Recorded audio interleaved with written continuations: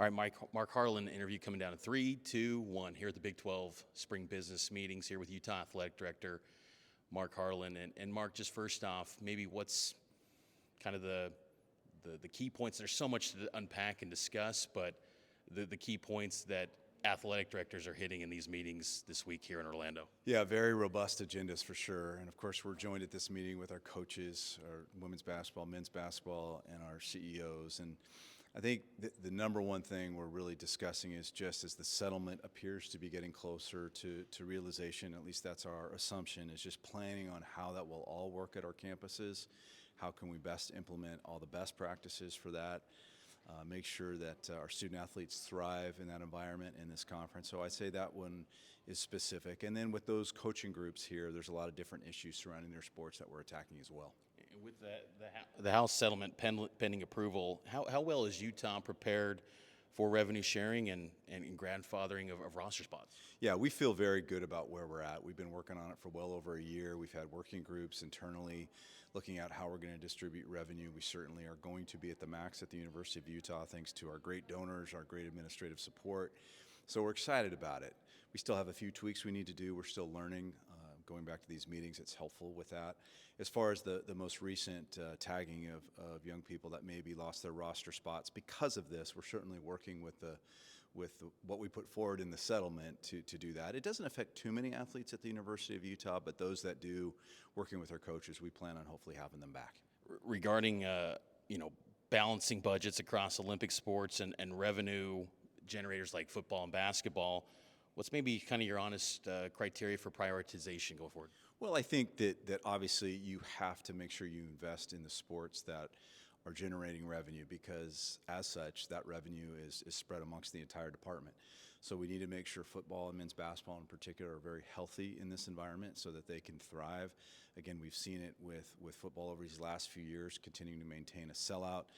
Is critical for every student athlete in the organization and certainly with Alex now here at men's basketball, the opportunity to fill up Huntsman Center more profoundly with the work that he's going to put forth is also important. But we also want to make sure that where we can add scholarships, which we will be in multiple other sports, that everyone, I should say every program is benefiting in some sort of fashion. And what's some of the plan for the athletic department when it comes to revenue streams that don't come at the expense of fans and donors? Yeah, I mean, I think that's it's very important that we look at revenue streams very creatively. But it would be disingenuous for me to say that we're not going to have to continue to look at every possibility, but at the same time keeping pricing so that we can involve everybody. But it would be disingenuous for me to suggest we're not going to look at increases in certain areas, but we're always going to be very smart about it. But at the same time, to your question, new revenue streams are being contemplated, and that's been really fun. We brought in a chief revenue officer, that has really looked at different things, stuff we haven't thought of before. We have a president who's very entrepreneurial, a former business school dean, and so we work very closely with he and his team and my team to look at all the different things that we haven't contemplated before, and I think we've already seen some real uplift from that. How much does Brett Yormark in these meetings talk about revenue streams and getting creative for all the different institutions? Well, he's terrific. I mean, he's so skilled at that. He's such a great, thoughtful business person, and obviously, well, I think one of the reasons why he got this job a few years ago. So you could say he's a perfect guy for this time. He's already bringing corporate partners that hadn't been contemplated in the conference before. Many of them are here with dynamic new partnerships that will be distributed amongst the schools. So anything that the center can do, i.e. the conference, to assist in these times is just absolutely critical. Wanted to talk, you brought up Alex is here and caught up with him and excitement for Utah basketball. And I wanted to talk about the Huntsman Center. What's the latest there that you can provide an update on the Huntsman Center? Well, as far as Alex goes, we're excited that he is here. He's learning. This was probably drinking out of the fire hose a little bit about college athletics, but he's very thoughtful. He's surrounded himself with just a great team of coaches, but also administrative personnel. And so we'll go back to Salt Lake. We'll download on everything. Wade is here too. We'll do the same. And I would say with Alex, he's a quick learner. I think Wes Wilcox, as general manager, is going to be dynamic in terms of navigating this new landscape. We've already seen that with the roster reconstruction. So I think that all of those things are going to really work well in our favor. To follow up, how important is non-conference scheduling? I know football, it's well documented. ADs have a lot of involvement on that. men's basketball? Are you as involved in that, or is that more Wes and Alex Jensen? Well, it's a team effort, right? A couple different things going on, right? We're moving back from 20 conference games to 18, so we got 2 more to fill. Plus, they added 32 to games, so we got 3 non-conference games. And because Alex and Wes are new in this process, and also Ralph Chilius, who's on the staff, a great scheduler, we're going to all work together on that. We will be announcing some scheduling here shortly. But the one thing I really appreciate about the staff is they get after it.